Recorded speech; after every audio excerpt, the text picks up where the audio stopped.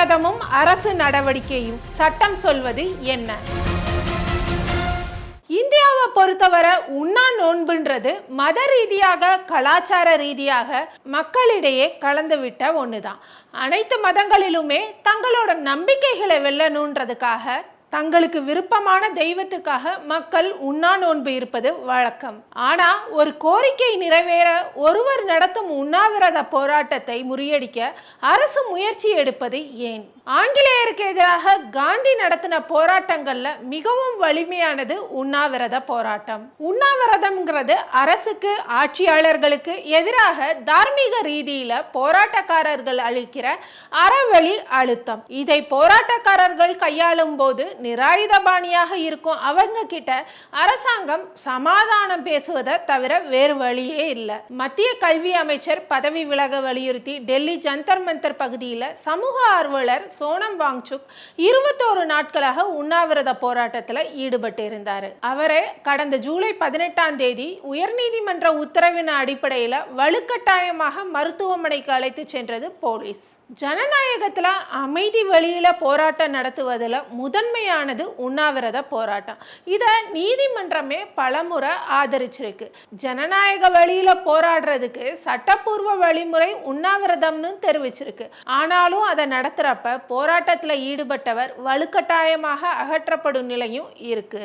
உண்மையில உண்ணாவிரதம் இருக்க சட்டத்துல இடம் இருக்கா?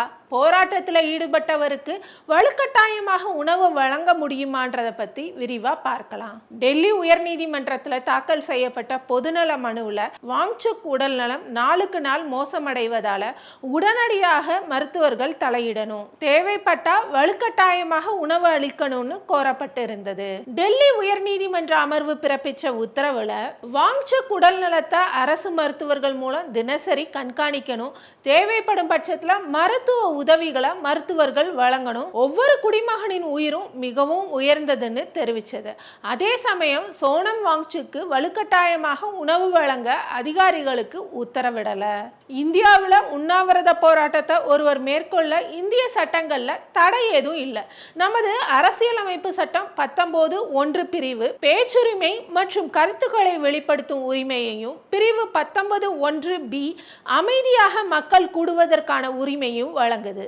இதுல உண்ணாவிரத போராட்டம்ன்றது அறவழியில அமைதியா நடத்தும் அரசியல் ரீதியான போராட்டம். இது காந்தி காலத்தில இருந்தே பின்பற்றப்பட்டு வரும் ஒரு போராட்டம் தான். ஜனநாயகத்துல அமைதியான முறையில ஒருவர் எதிர்ப்பை தெரிவிக்க உண்ணாவிரத போராட்டம்ன்றது பாதுகாக்கப்பட்ட வழிமுறையினே உச்ச நீதிமன்றம் பலமுறை கருத்தை தெரிவிச்சிருக்கு. அதே சமயம் அரசியலமைப்பின் பிற அம்சங்களான பொது அமைதி, பாதுகாப்பு உள்ளிட்ட நியாயமான கட்டுப்பாடுகளுக்கு உட்பட்டு நடக்கணும். உண்ணாவிரத போராட்டத்தில் ஈடுபட்டவங்க மீது வழக்கு பதிந்ததை கூட நீதிமன்றம் ரத்து செய்த சம்பவங்கள் இருக்கு.